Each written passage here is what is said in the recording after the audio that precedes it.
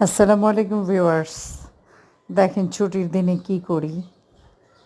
ছুটির দিনে এই শাক বেছে তারপরে রান্না করব, ধুয়ে কেটে বেছে তারপর রান্না করব, তারপর খাব।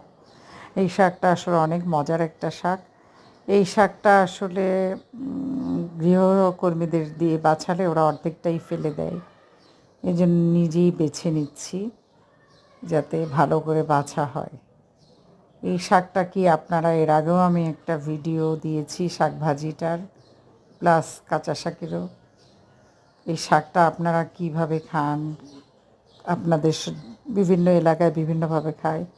আমরা শুধু ভাজি করি, এই শাকে কোনো রসুন দেই না। এই শাকটা খুবই টেস্টি, এটাকে বলে কলই শাক। মূলত এটা খেসারির ডাল হয়, যে সেই খেসারির শাকটা, এটা থেকে এক ধরনের ছোট শিমের বিচির মতো হয়, ওটার ভিতর থেকে খেসারি